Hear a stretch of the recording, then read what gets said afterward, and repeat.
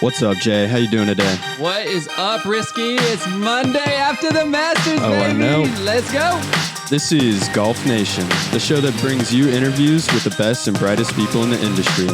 Join us for a round as we learn about their life, business, and so much more. Golf isn't just about playing the game, it's about connecting with others and getting away from our everyday lives. Now here's your host and the CEO of GolfCritique.com, Jeremy Lee. Oh, Golf Nation, what is up? You are listening to episode 50 of the Golf Nation podcast, brought to you by GolfCritique.com, the best search engine in golf. And let me tell you, we are doing some amazing things. I am happy to announce that we have just added Australia, the Down Unders, to the platform. Broken the barrier. Oh my goodness. We are now to across the Southern Hemisphere. Oh, I can't believe it. It's amazing. And we have added some incredible instructors down there. We got some incredible podcasters coming on to Golf Hub from down there. And let me tell you, we are growing like crazy. I fully expect us to have another 3,500 courses added in Europe in the next week. And whew, if you want instruction, if you want golf, if you want to play golf and you want to book with no booking fees, hey, come check us out. You don't even have to pay a membership fee to get no booking fees like some of our competitors out there. Mm-hmm. Some announcements this week. Oh, you can get no booking fees for $59.99.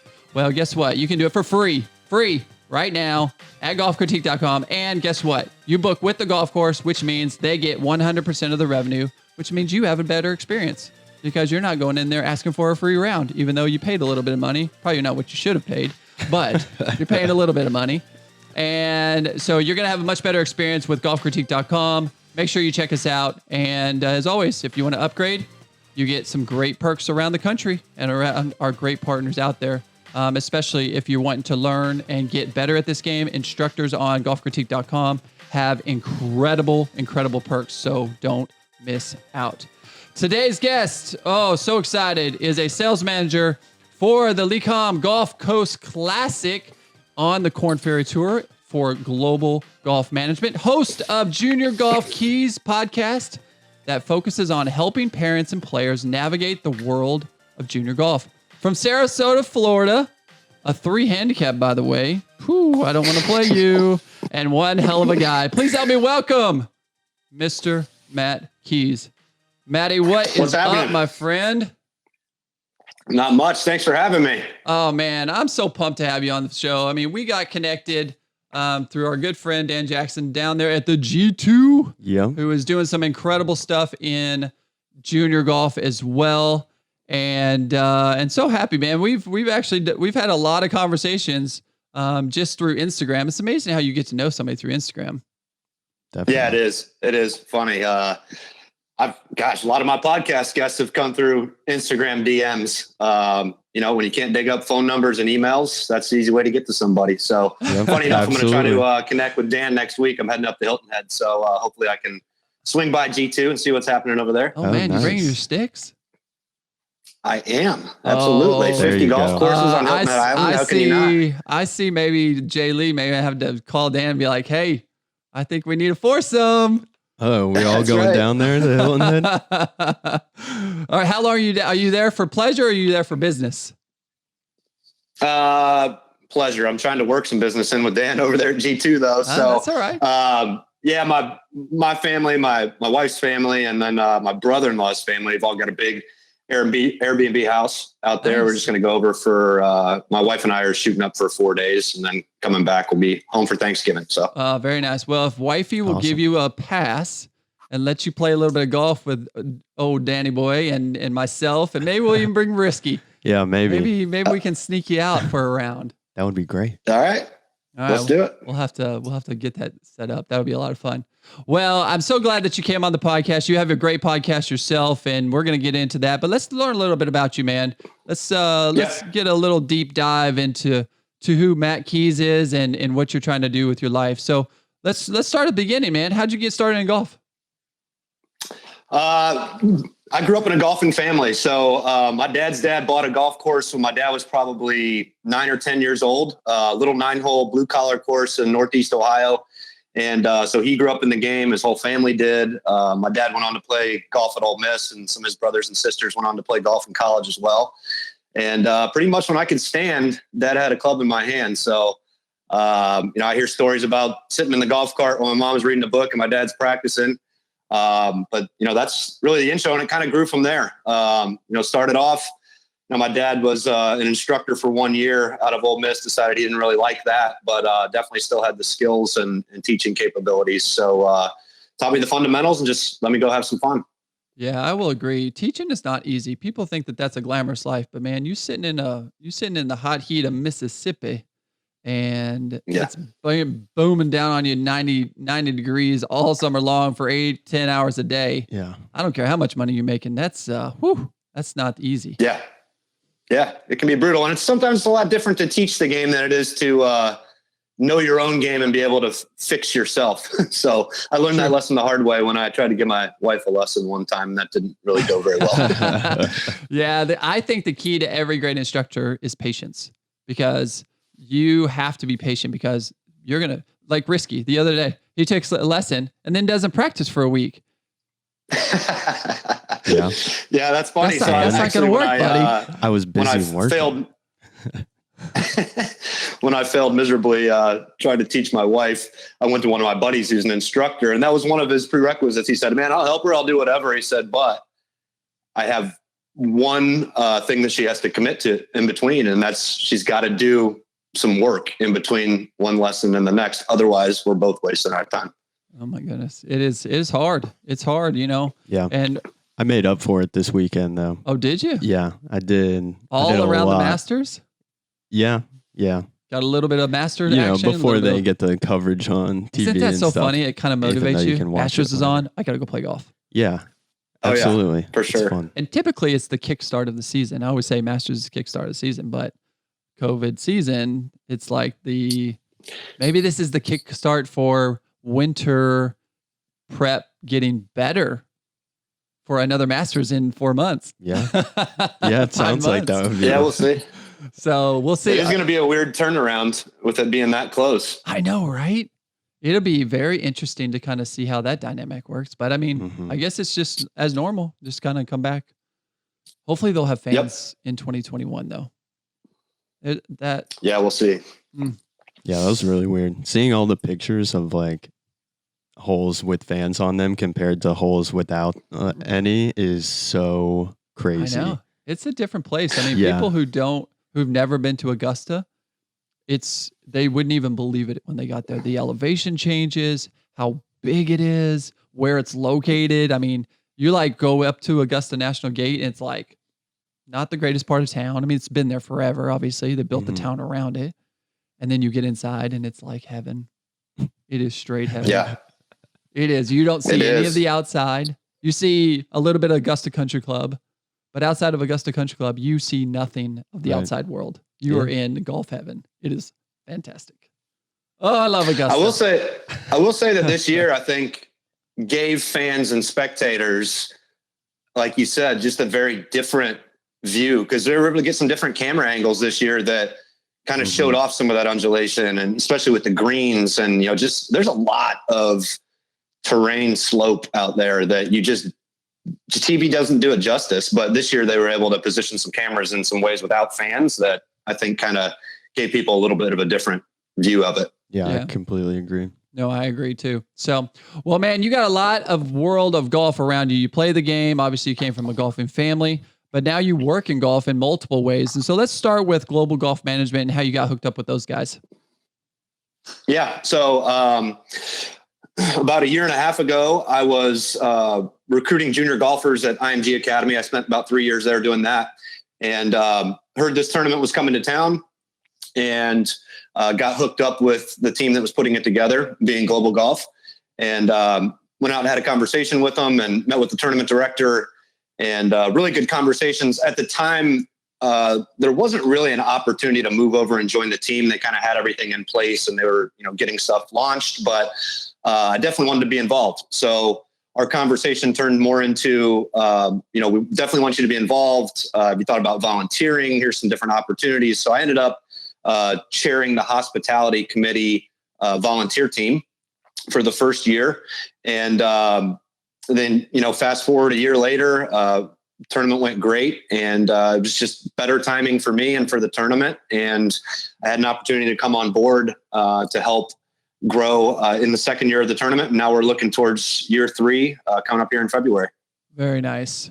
And so what do you manage with that tournament currently? Yeah, so there's a couple different components to what Global Golf does.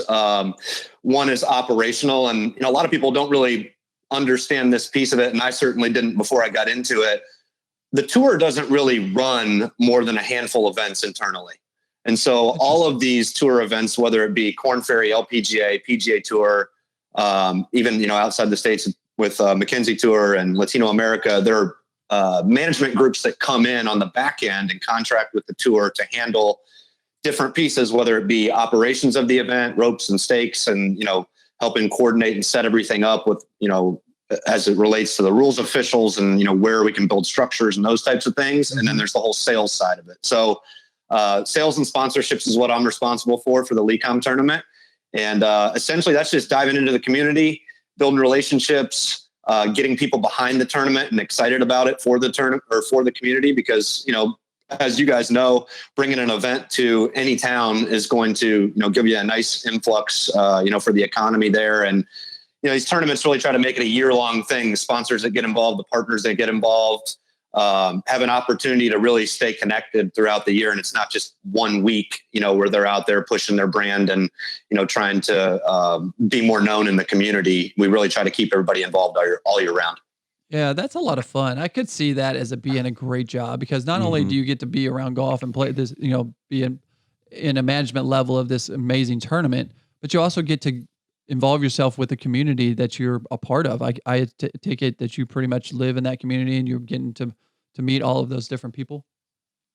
Yeah, absolutely. And that was something I was lacking a little bit in my prior role at IMG. I loved the academy and loved what I was doing there. But I was recruiting all over the world. So I didn't really do much stuff locally, and I didn't feel like I was super connected to my local community. It's definitely bridged that gap for me for sure. Yeah, that's a lot of fun. And so, you got into the podcasting game, but you also are an influencer. You're a partner with In Range Golf Agency. Talk a little bit about what your roles are with them. So In Range actually contacted me several years ago, probably about 4 years ago. They were looking at, it's a company based out of the UK in London. And they were looking at growing a presence in the US with their golf ball radar technology. Essentially think about taking a driving range and with an AR technology, imposing that in through, the phone, the tablet, or a screen, where as an individual, you can go out and you can have a more productive practice session because you're getting all your ball data. You're setting up your practice session very specific to what you're trying to accomplish. Nice. And you're able to review all those results and kind of keep track of everything. And then there's the other extreme of it, which is a gaming piece, similar to like a Top Golf would be, where it kind of hits that non-traditional golfer, people that just want to come out or don't want to spend, 4 hours playing around a golf. They want to come out and just have some fun with their buddies and compete and maybe eat and drink and, just have some fun. It's a way that a driving range can turn their facility into that. So, we've kept in contact over the past few years. About 6 months ago, they came back to me and said, hey, we're really ready to scale in the US. So I actually brought in my guys with Global Golf and said, I think this could be a good opportunity for us to partner kind of on an agency front. And so that's what we've done. We're in the middle of a trial partnership right now through the end of the year, helping them try to scale this in the US. So really excited about the opportunity. It's a phenomenal technology. They're backed by a good private equity firm, plenty of capital and plenty of good radar technology that they've used in different areas, whether it be, transportation, or they've done some really big projects with companies like NASA. And so really good radar technology. And they had a couple guys that were golfers and decided to give golf a crack. Nice. So you could basically say that this company is allowing just a mom and pop driving range to almost turn themselves into a mini Top Golf. Absolutely. Yeah, for sure. And That's a fraction of the cost.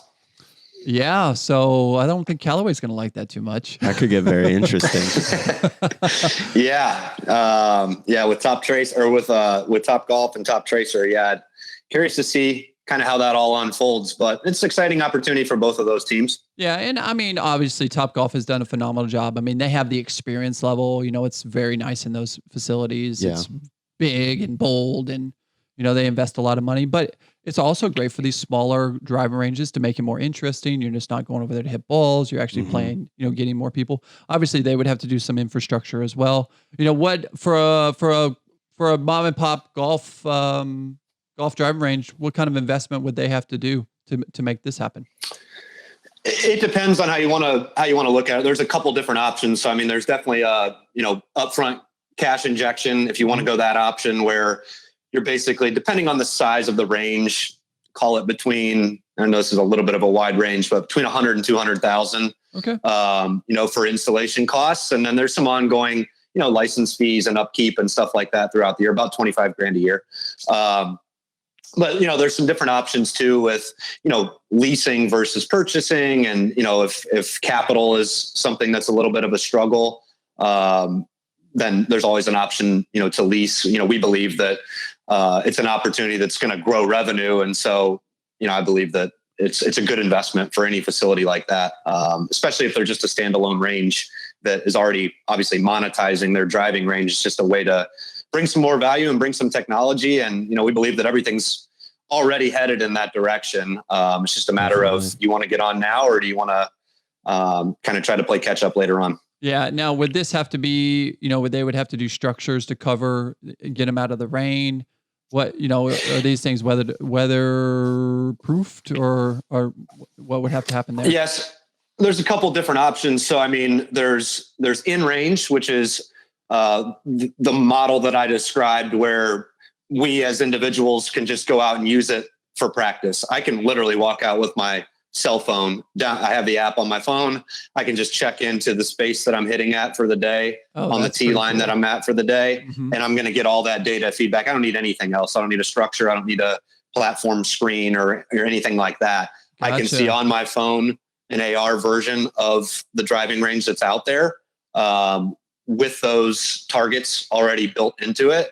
And then I can kind of pick and choose how I want to practice. Now, if you go with the InRange Plus model, which is more of the gaming piece of it, yeah, we would want that to be covered just, to protect from inclement weather. Yeah. I mean, the first part seems a no-brainer to me. I mean, it is such a pain in the butt to go out there and like shoot your yardages, and then you have different angles.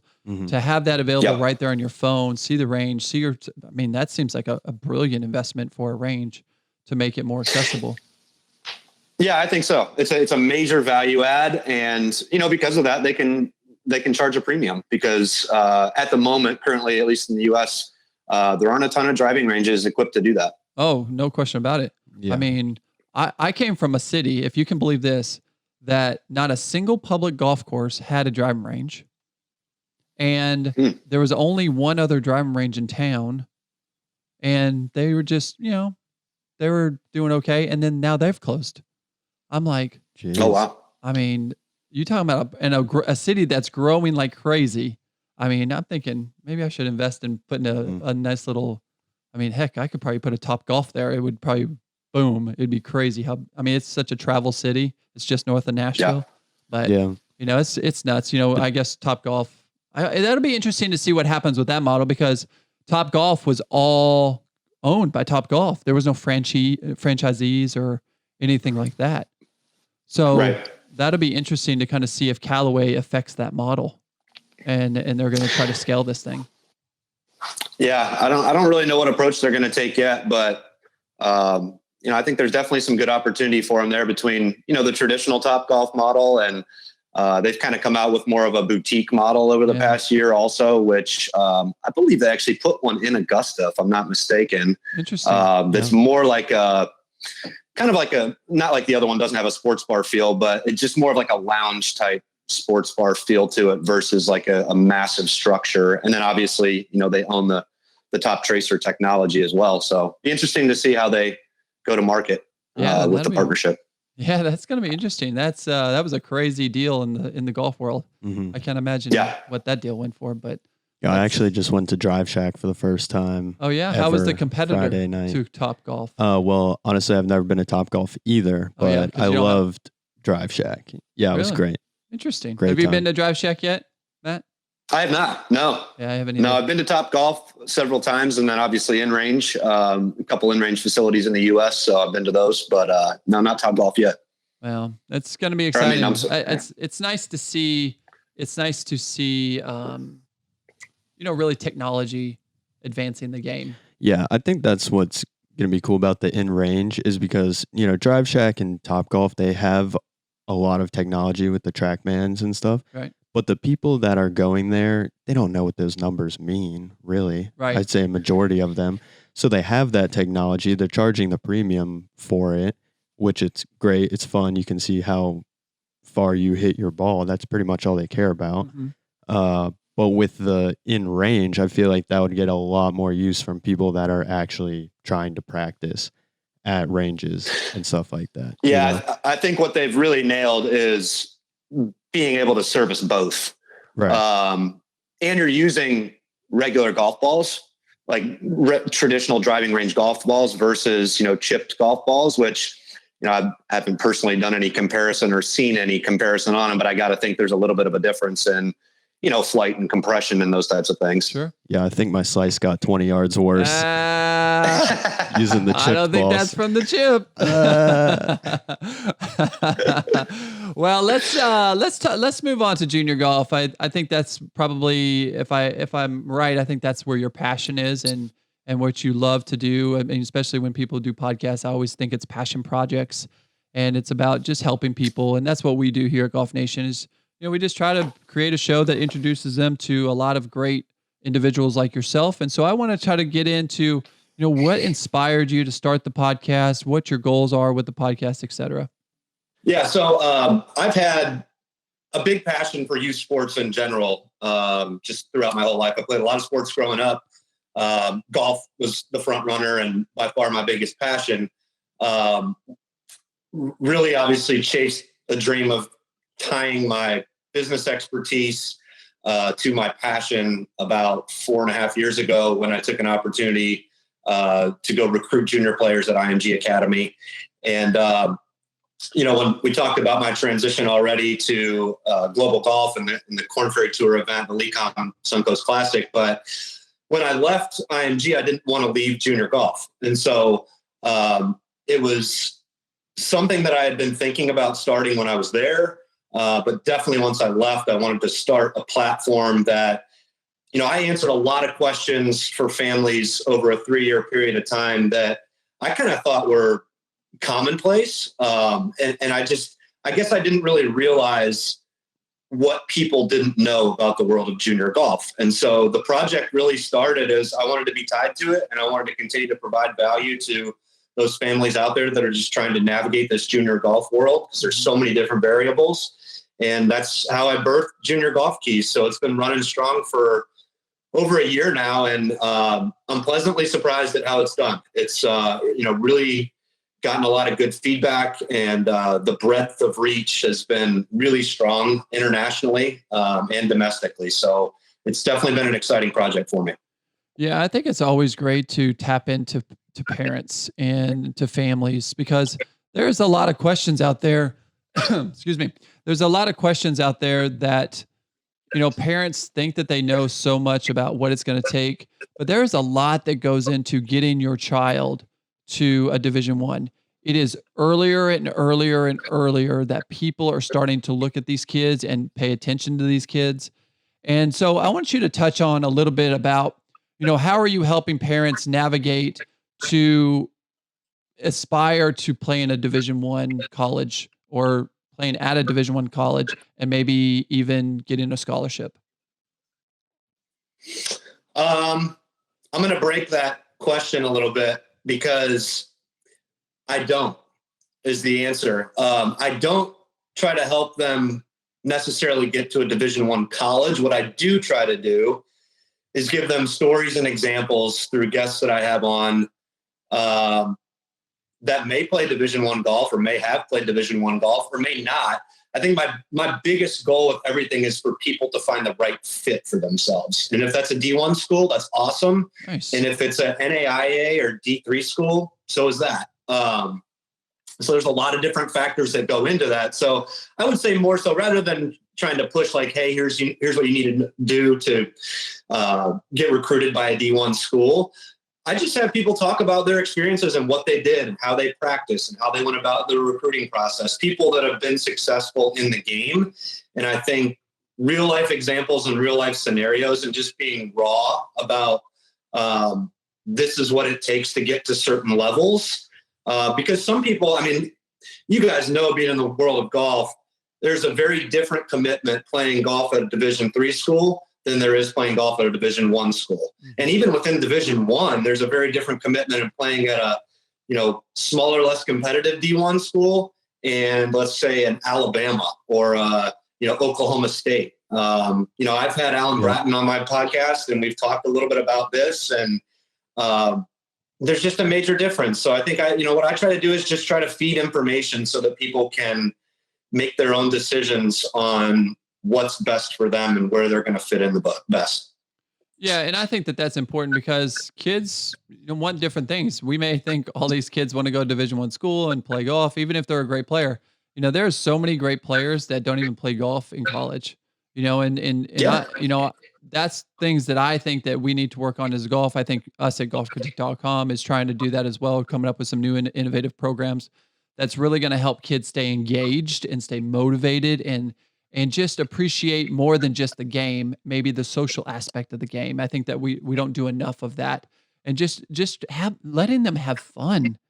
Sometimes golf is work, and trying to get them out of that work mode and getting them back into the enjoyment, the fun, I don't care. I'm gonna take every risk I can out there just because that's what's fun to me. They're gonna play Phil Mickelson style golf.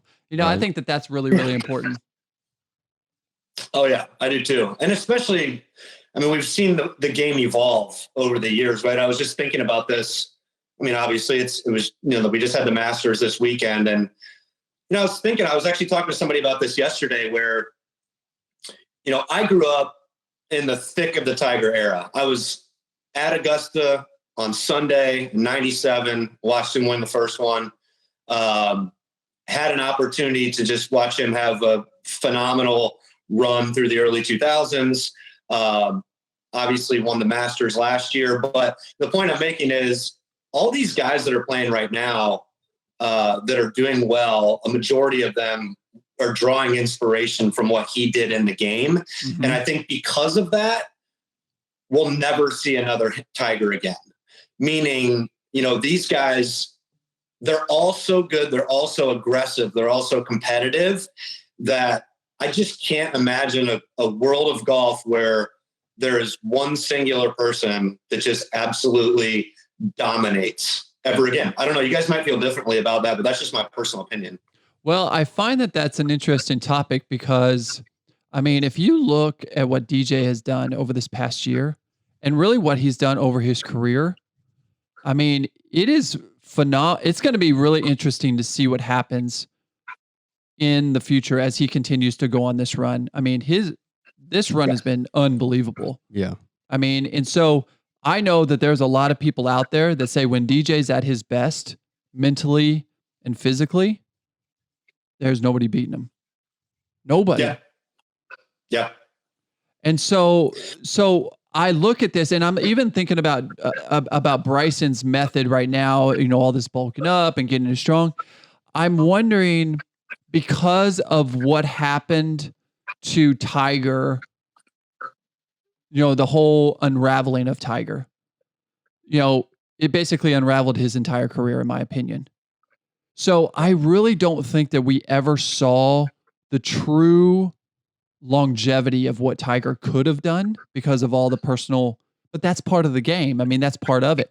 Yeah. But now I feel like guys are coming out and saying, listen, I'm going to do everything I can to dominate for 10 years, not dominate for 20 or 30. I feel like it used to be. Steady Eddie was the name of the game. Now they're coming in and they're saying, listen, if I can go out there and I can win a major every year for 10 years, then I'm going to become the elite of the elite. Now, granted, I agree. 82 wins, what's Tiger at now? How many majors now? 14, 13? 14, yeah. I think 14. I don't think he's going to pass Jack on the major side. I think that's done. He may win Augusta one more time. Jack has 18, right? Jack has 8. Is he 18? Golly, that's terrible. 18. 18, yeah. Yeah. So I definitely don't think that those days are over. But I do think that the play is getting so much better. And I don't think that a lot of people thought we'd see another Jack. And so to say that we'll never see another Tiger, I don't know if that's the case because, we're seeing 59s all the time now. I know. But have you seen the scoring average on tour right now? It's like 65. Like the top. It's insane how good everybody's getting. It is. And it's starting young. I have these conversations with some of these kids. We were talking, I think before we started, about Cannon Claycomb, who's at Alabama right now. I think it was last year. And I was texting with him when he was up at, I think the Junior PGA was in Connecticut last year. And it was a shorter golf course, but he shot 21 under in 4 days and lost. Oh my God. It's insane. He's 17 years old. It was at the time. And so it's like, these guys are truly, they're just approaching the game differently. And you heard JT even talk about it after the Masters, and I can't remember exactly how he said it, but it was along the lines of, you just have to tee up and you have to go out there and you have to try to make birdie on every hole if you can. Yeah. And that's truly the mentality that they're going after. Whereas, when I grew up learning the game, it was a little bit differently. And my dad still plays this way a little bit, which is fine. He's a +1 handicap. That's nothing wrong with that, obviously. Nope. But, if he's on the tee box and it's a 340-yard hole, he doesn't really see the need to hit driver. He'll hit a 3-wood off the tee because he wants to hit it to a certain distance. And I think historically that was the way that the game of golf was played. But now I think you're seeing, and the numbers speak to it also. Mark Brody, who developed Strokes Gain, has talked about this, where the data speaks that, proximity to the hole is the biggest factor in lowering your score. So, it's more important than controlling the dispersion, although that is important. If you're hitting it, it's like what Bryson did at Wingfoot, right? He figured out, well, I can get a wedge out of the rough, but I can't hit a 7-iron. So if I can just bang it down there as far as I can and I can get a wedge on it, then I'll have a better shot than the rest of the guys. And he was right. Right. But is his proximity better because he's getting better from wedge game, or is his proximity better because he put himself in a better position? So that's the $1 million question is, do you hit it longer off the tee, or do you just get better at being a better shot maker? I think every individual has to understand those two components and figure out for themselves how they're going to best excel in their game by combining those in some way.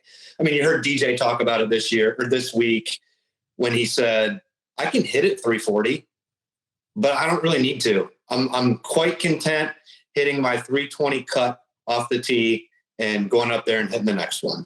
Right. So I think it's different for everybody. Yeah, I agree. I just think about my game, and I bring out the driver way more than I should, but I think we hit our irons so long now. So if I took a 400-yard hole, I hit a hybrid 250, and I hit a wedge 150. Why in the world would I ever try to do anything other than that?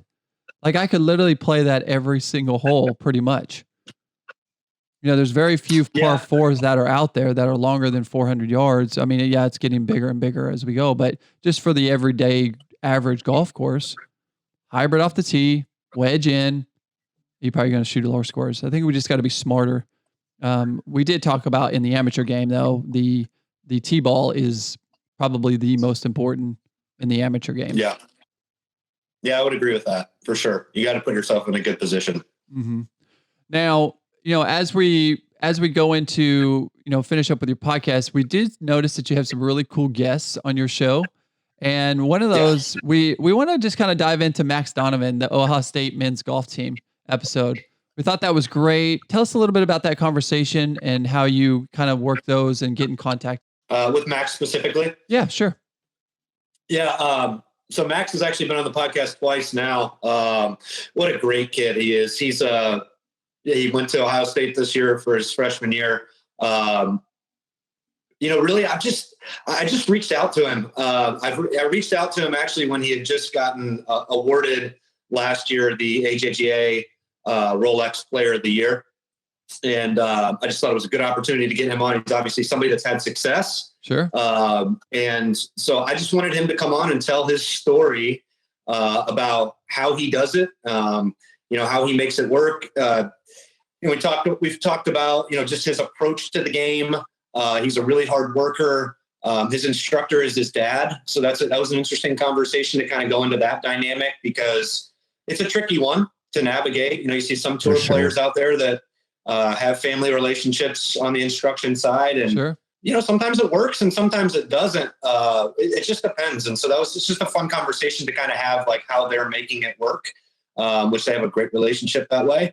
And so, Max has just been one of those guys that I've really developed a good relationship with over the past couple of years. And, he's been kind enough to jump on a couple of times and share his expertise as a junior golfer, and then talk a little bit about, what some of the transition pain points were for him going to college and being away from home, and, those types of things. And, some of the really good things about it too. So always fun to have conversations with the younger players. It's just different perspective. Yeah. You were talking about how the game is changing, from a guy who pretty much knows junior golf, because this is what you live, what's some of the trends that you feel like are changing in golf as we're going to see maybe 10 years down the road?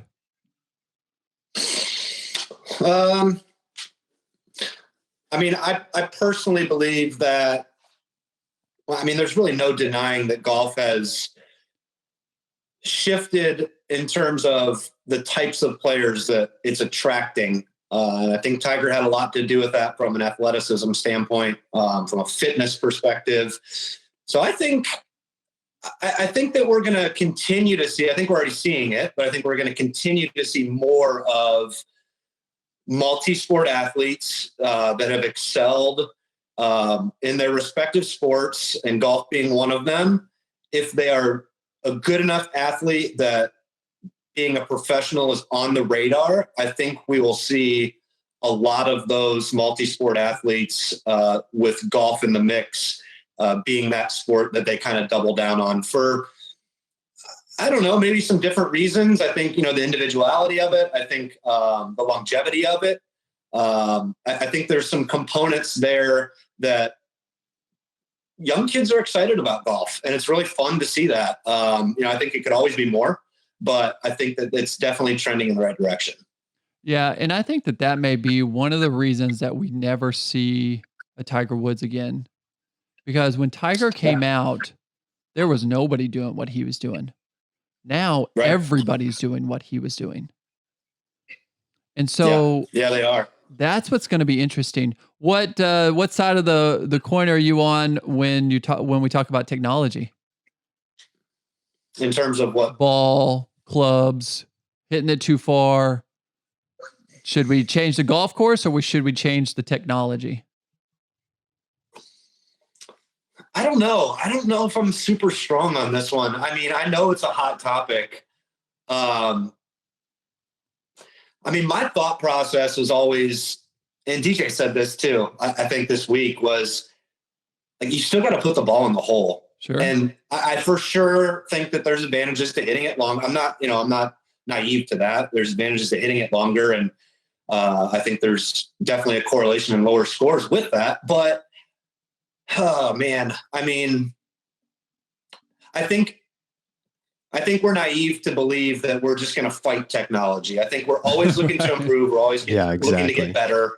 I think that's going to continue. And I think to try to stand in its way it's just going to be a really tough thing to do. And so then I think the conversation shifts to the golf course, and, it would be an interesting project to take on for these golf courses, and definitely from a capital perspective to try to lengthen them, to try to reconfigure, those types of things. So I don't know. I go back and forth on it a lot, honestly. How do you guys feel? Well, I just feel they have to change the golf course, not from a distance perspective. I think they have to change it from the setup perspective. Listen, you got to make it harder. You got to tighten the fairways. You got to grow the rough. Yeah. Are we going to get a different look with Augusta with tall rough? Absolutely. But I'm telling you, boys, you tighten up those fairways and you grow that rough, that's a whole different golf course. For sure. That will change I agree with that. everything. And so I just think, and I found it fascinating. I forget the chairman now at Augusta National, but I was reading a story that they were considering doing a special ball for Augusta, like 85 compression maximum or something. And I don't know if it was a BS story but I remember reading it and I was like, what? Like, that is not going to get kids excited about playing the game, because there's not a single person in the world that doesn't like to hit the ball a long way. Yeah. Like, there's nobody that does not get excited about dropping a 300-yard drive. So I definitely think the technology is here to stay. We're going to have to stay in that realm. We're just going to have to figure out better ways to set up the golf courses. But the pros has got to understand that too.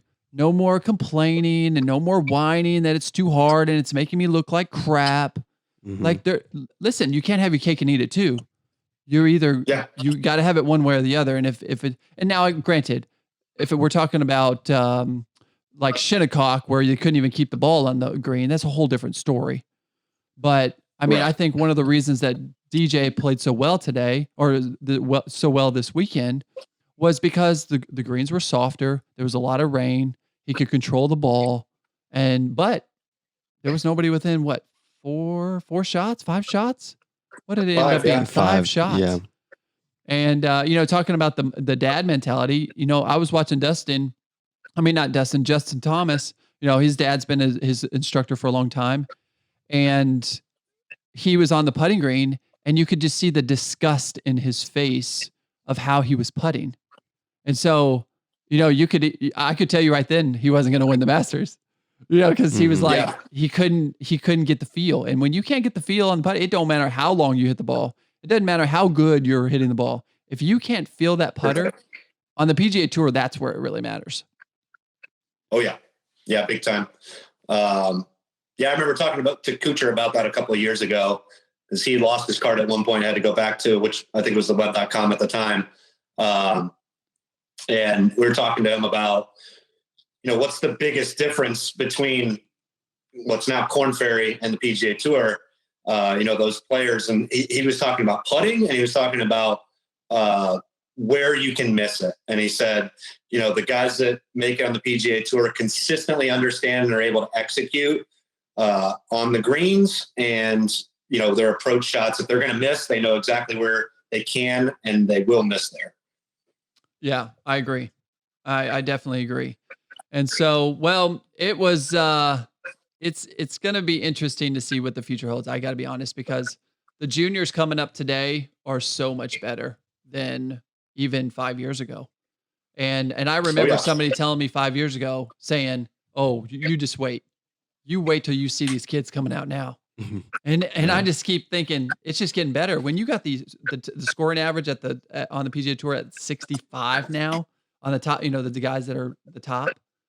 I mean, what they used to be 68, 69, 68.2 would be pretty amazing to top scoring average. And now going down to 65s, it's just pretty freaking amazing. So I'm excited to see. I think it's good for the game. I'm reading a Rotella book right now. And I can't remember who he was referencing in the book, but it was in the 90s. And we were talking about, there was a line in there about, the guys are really scoring well these days. And I think he was referencing something like 15 under par. And not like that's not a good score, but I mean, we're watching guys like our LeCom event down here, Korn Ferry event. First year, 26 won it. Second year, 23 won it. So, like, these guys are going deep every single tournament, and it's just a bigger difference. I was actually trying to find some stats on the TPC Colorado Monday qualifier this year. It was insane. There were 2 different courses. I want to say there were like 3 or 4 guys that shot 64 and 65 that did not get into the tournament. It's just insane. Yeah, that's unbelievable. Well, I remember that one, the cut was 7 under. The cut. Right. The cut is 7 under. Oh my God. Yeah. Crazy days. Yeah. Well, Matt, what's the future hold for you with your podcast? You know, what's your goals in life and where you want to go? Yeah, I mean, I'm very fortunate, like you guys, to combine, you know, we all got to work every day, right? You know, we got to support ourselves and our lives and stuff like that. And so I'm fortunate that I get to do that in the golf industry because it's a sport that I really love. And, you know, that's my plan going forward, honestly. And I don't know exactly where that's going to lead yet. I don't have this, you know, pinnacle on a hill somewhere that I'm chasing in terms of that, but I just want to get up every day, you know, connect with new people, develop new relationships, grow the game of golf, develop it in young people. I think that golf is a sport that, in my opinion, is the most seamlessly related to life. And so I really like that about the game. And so I think that it can help build a good foundation for young people and really anybody that picks the game up with some skills and attributes that are going to help them in life. And so that's what I'm trying to do. You know, trying to grow this Korn Ferry Tour event, trying to continue to build and grow a platform for junior golfers and their families to learn from, and, you know, pull some different pieces that they can use in their own journeys, and you know, continue to build relationships with people like yourselves, and you know, see where that leads. So Yeah, you know, that's what I'm trying to do, is just continue to develop and grow the game of golf. Right on. Well, I will say in about 10 years, you're going to be looking pretty strong because you're going to know every single person on the PGA Tour because you've basically mentored them along the way. That is funny. It's definitely fun, you know, building relationships with some of those guys for sure. Yeah, and even with Cannon, there's no question that he's going to be on the tour. It's a side that I wish people got to see more of. I'm fortunate where I get to see some of that and actually have some behind the scenes conversations with some of these guys, but, you know, they're just people. And I think we have to remember that. And I think that, you know, hopefully we continue to see more and more transparency. And prime example is yesterday with DJ on the green. He couldn't even talk. I think that's a moment that we as fans and spectators and just, you know, people that love the game of golf don't really get to see sometimes from some of these stoic figures that are out there in the game. And so I just hope that continues. Oh, I agree. I think that to see to not see the bubble of golf. I always like to say the bubble of golf. We let people see what we want them to see. I think getting the reality of golf, and because people don't realize, and this is something we talked about last week on the tour, is golf is the only sport as a professional athlete that doesn't come with guarantees. You know, you make it to the tour, and guess what? You ain't getting no money. You may get some sponsorship money, but you're not getting paid to play unless you play good. And, you know, I do wish, I was saying last week that I do wish the tour, I mean, I love that the tour gives so much back to charity. And I think that that's really strong. But I do believe that we would see a different level of players if they rewarded the top 125 with basically contracts, saying, dude, you made it.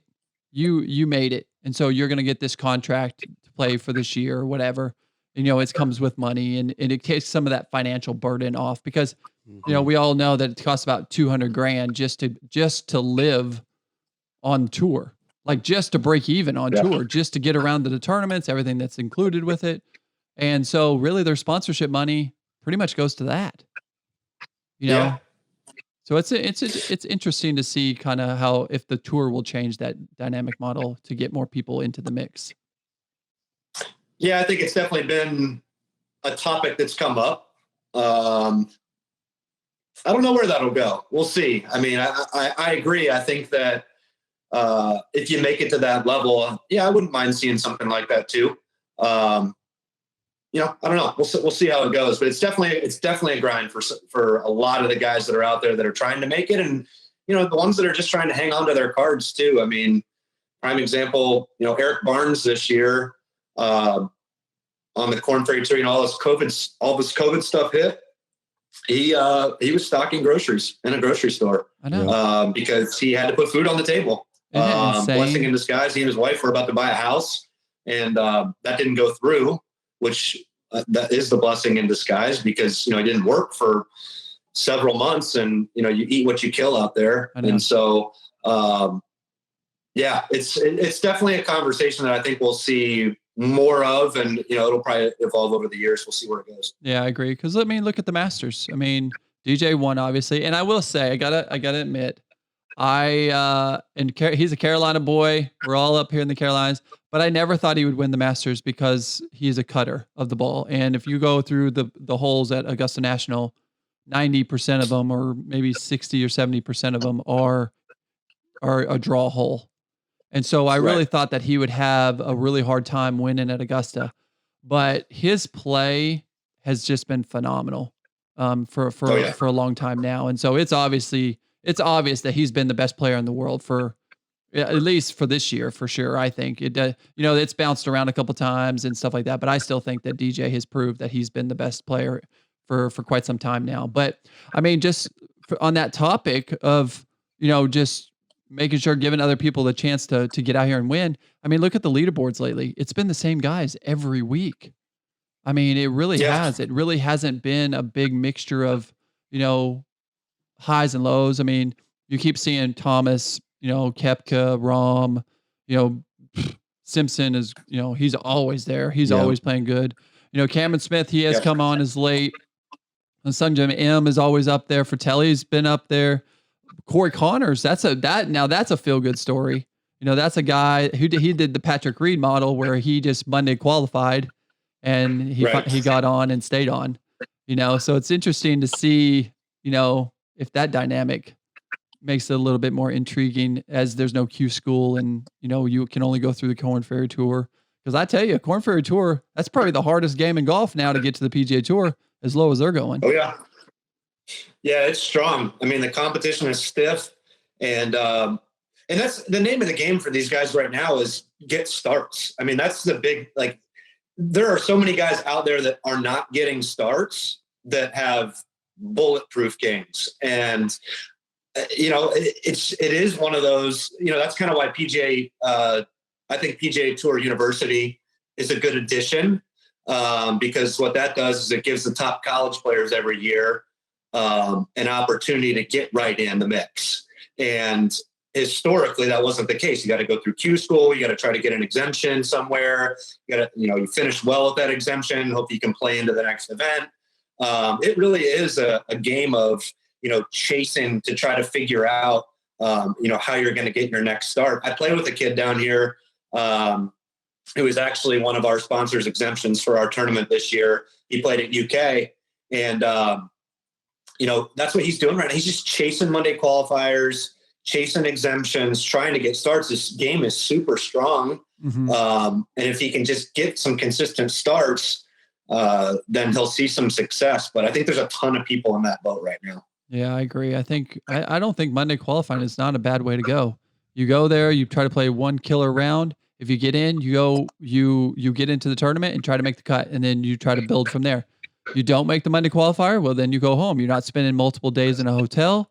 You're just literally just there, mm-hmm. Boom, you try to knock it out, get in, get out, and then go back to work for the next week in case you can get it done. So, it's going to be interesting to kind of continue to see the tour evolve. Obviously, distance has been a big subject. I think a lot of that will get died down because of Bryson and how bad he did at the Masters. He barely made the cut, and I think I was really surprised. We talked about him unveiling the 48-inch driver at Augusta. I thought that was a weird move, to do that at a major. But I think, we talk about distance, but distance, the longer you get that shaft, the less control you have of that shaft. And I think we saw that firsthand with Bryson this week. Yeah. Mm-hmm. Yeah, for sure. I don't know where that conversation is going to go. I think distance is always going to be a conversation, but I don't know how I feel about his approach. I think everybody's just got to take, kind of inventory of what they're working with. what's going to work best for them. And that was one of the things I know I brought up Alan Bratton earlier. One of the really important questions I asked him when I was on the podcast, because you've seen guys come out like Matthew Wolf and Victor Hovland and Peter Uihlein, and I know I'm missing a ton of players from Oklahoma State, but I'll just stick on those three for a second. I asked Alan, what is the thing? Like, you guys breed tour players. Ricky's another one, obviously. What are you guys doing? Like, what is the difference between guys that make it on tour and just strong college players? And he said, Matt, one of the biggest factors that I have seen over the years is, we're fortunate we put a lot of guys on tour. So we are also fortunate that they come back and work with our guys. With that being said, what they're teaching them is find out what you're good at. What is your unique kind of it factor, if you will, and just go all in on that. Nobody would ever teach anybody to swing a golf club like Matthew Wolf swings a golf club, right? But he has the confidence to do it, and he can execute it, and he's done it at a very high level, and he's excelling, and he's won on tour already. And so I do believe that if he would have, if George Gankis takes him as a young high school player and says, man, we gotta get you better, mechanically sound. And, there's some things that we got to fix here. I don't think he's on tour today. And so I think that, everybody's got to take inventory of what they've got. They've got to double down on their strengths. Just like anything else in life. I mean, we're all good at stuff. We're all bad at stuff. And we're probably going to have a lot more success if we focus on the things we're good at versus, trying to fix every little thing we're bad at. Yeah. I mean, does it really matter what your swing looks like if you hit the ball in the same spot every time? Never. I don't think it really does. If you learn a swing. I brought up Kuchar earlier too. I talked to him about this. Him and his coach, they work on, he's been one of the most consistent players over his career. He's made a living. He's won 7 times, maybe 8 times, I think. Mm-hmm. But he's definitely made a living in the top 10, top 20.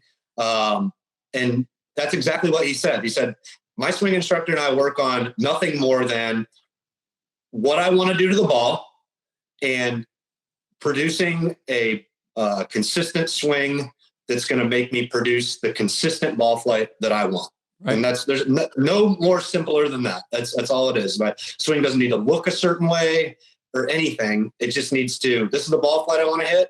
I need to be able to repeat a swing that's going to produce that ball flight. Yep. No, I agree. I mean, really, golf is as simple as the face determines the direction, the path in relationship to that face determines how the ball is going to curve. So if you can figure out those two formulas, I don't care if you hit it 250 yards or you hit it 350 yards, you're going to be a pretty good player. Yeah. And if you can control the ball, then, and if you can make some putts, I mean, you're going to be a pretty decent player. You're going to be better than average, which is not too bad to say. So, well, so many good things that happened at Augusta this week, even though it was definitely a weird Masters being late like it is, but I'm so glad that we got to see it. I think it was a really cool perspective of what Augusta looks like. I agree. I think the camera angles that they used gave people a little bit more of the undulations of the golf course. Which was a neat perspective, but I got to be honest, I'm ready for fans. It just changes. Yeah. It just makes it better. I think really, the players are too. Well, and I'll be honest with you. I've said this about this US Open. I think you put fans out there, it changes the nerve level. It changes the excitement. I think you see a different leaderboard. I think you see a more experienced leaderboard. And I think once that comes back, you'll see a lot of these young guys not having as much success because you got to throw in the nerves into that, which you don't normally have, which they're like playing college golf right now. That's basically what it feels like. Well, think about what tournament was it? So they played back-to-back weeks this year at Muirfield, right? And the first week, not the Memorial, but I forget what they titled it as the week before, but last all regulation, wasn't it that JT buried a 50-footer downhill, and then Kyle Morikawa buried like a 30-footer on top of him. And to your point, I got to think that after the eruption with that 50-footer that JT drops from the back left corner of the green to like a front middle pin, I got to think the nerves and I think Colin's got ice in his veins, but I just got to think that the nerves standing over that putt. I don't know that it goes the same way. Yeah, he ain't making that.